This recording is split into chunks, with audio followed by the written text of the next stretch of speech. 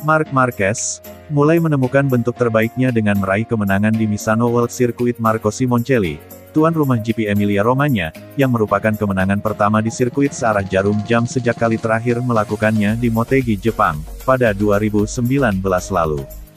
Ini juga menjadi kemenangan ketiganya musim ini, setelah GP Jerman dan GP Amerika Serikat, yang merupakan teritorinya selama bertahun-tahun. Namun, ini didapatkan berkat kerja keras pembalap asal Spanyol itu untuk kembali ke kinerja terbaiknya usai mengalami cedera patah tulang lengan kanan yang memaksanya absen 1 musim penuh. Ini perkembangan alami. Saya mulai pada satu titik dan kemudian sepertinya saya mengalami lebih banyak masalah daripada di awal karir, kata Marc Marquez dilansir Speedweek. Tapi, kami berkembang selangkah demi selangkah dan perasaan saya semakin bagus di paruh kedua musim ini.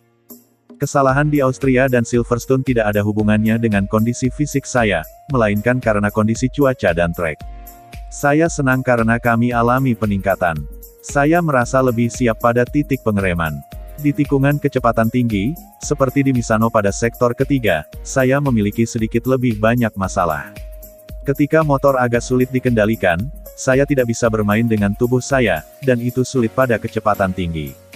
Tapi saya tahu motor akan lebih stabil di belakang motor lain, jadi saya bisa mengendarainya dengan baik, ungkap Marquez. Melakoni 2 balapan di trek yang sama dalam waktu dekat juga membantu Marc Marquez mengetahui apa yang perlu dilakukannya di atas motor. Ini membuatnya dapat membuntuti dan memberi tekanan kepada Francisco Bagnaia, sebelum pembalap tim pabrikan Ducati Lenovo itu terjatuh. Namun, melakoni balapan berikutnya di sirkuit Algarve, pembalap 28 tahun itu tidak memasang target tinggi. Meski sudah melakoni balapan di sana pada awal musim ini, Marquez hanya menargetkan finish di posisi 5 besar. Langkah selanjutnya tentu saja menghadapi 2 balapan tersisa. Saya ingin finish di posisi 5 besar dalam 2 perlombaan itu, ujar juara dunia 8 kali tersebut. Anda dapat melihatnya sebagai pendekatan konservatif, tetapi ini adalah 2 balapan berturut-turut, jadi saya tidak tahu bagaimana perasaan saya terhadap motor. Finish di posisi 5 besar adalah target yang bagus untuk 2 balapan berikutnya, dan jika lebih memungkinkan, kami akan mendorong untuk meraih kemenangan, tutur Marquez.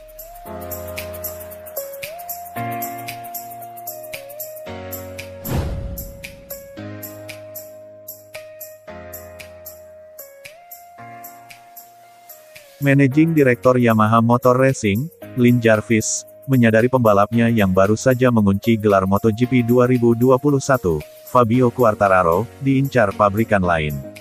Yamaha sendiri tak berniat melepas El Diablo, dan Jarvis bertekad segera menyediakan perpanjangan kontrak.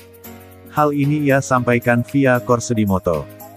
Seperti yang diketahui, sepekan sebelum Quartararo merebut mahkota juara di Misano, Italia, pada tanggal 24 Oktober sang manajer pribadi Fabio, Eric Mae, menyatakan bahwa kliennya belum pasti akan bertahan di Monster Energy Yamaha pada 2023 mendatang.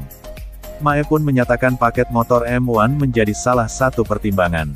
Menurut Mae, fakta bahwa Quartararo jadi satu-satunya tumpuan Yamaha pada 2021 justru membuktikan YCR M1 bukanlah paket motor terbaik di MotoGP saat ini.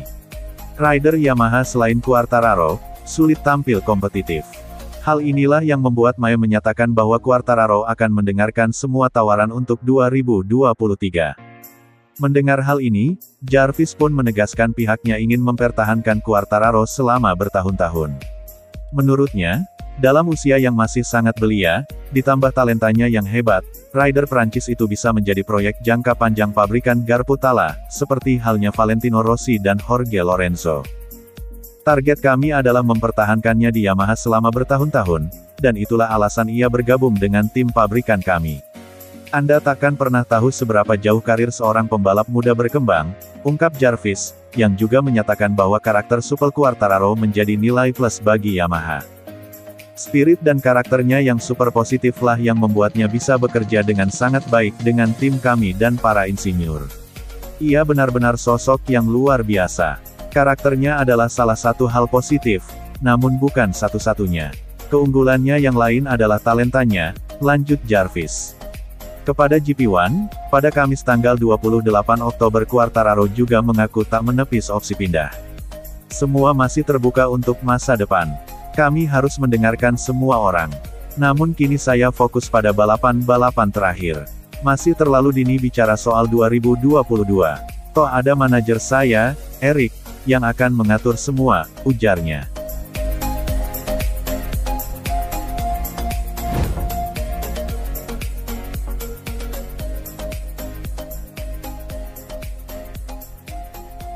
Tim Pramac Racing berhasil keluar sebagai tim independen atau tim satelit terbaik di MotoGP 2021. Kepastian itu didapat usai salah satu pembalapnya, yakni Johann Zarco finish kelima di seri MotoGP Emilia-Romagna 2021. Tambahan 11 poin dari Zarco itu membuat Pramac Racing memuncaki klasemen tim independen dengan koleksi 238 poin. Dengan 2 seri tersisa, perolehan poin tim satelit Ducati itu tak mungkin dikejar pesaing terdekatnya, yakni LCR Honda yang berselisih 113 angka. Pramac Racing memang menjadi tim satelit paling subur di MotoGP 2021 dengan koleksi 7 podium. Johann Zarco berhasil menyumbang 4 podium runner-up, sedangkan rekan setimnya yaitu Jorge Martin, mempersembahkan 1 kemenangan dan 2 podium ketiga. Bos Pramac Racing, Paolo Ciampinotti pun angkat bicara soal gelar tim satelit terbaik yang diterima timnya di MotoGP 2021. Paolo pun merasa sumringah akhirnya mendapatkan gelar yang telah lama ia nanti. Kami sangat senang dengan apa yang terjadi sejauh ini di MotoGP 2021, kata Paolo Ciampinotti dilansir Corsedimoto. Dan tentu saja kami sangat senang telah berhasil gelar ini setelah bertahun-tahun menunggu. Kami sangat dekat dengan kemenangan dan tahun ini berhasil meraihnya, sambung Paolo. Lebih lanjut, pria asal Italia itu puas dengan dukungan yang diberikan oleh Ducati yang membuat tim Pramac Racing mengalami pengembangan pesat di MotoGP 2021. Tak cuma itu, ia juga mengapresiasi performa Johann Zarco dan Jorge Martin yang luar biasa musim ini.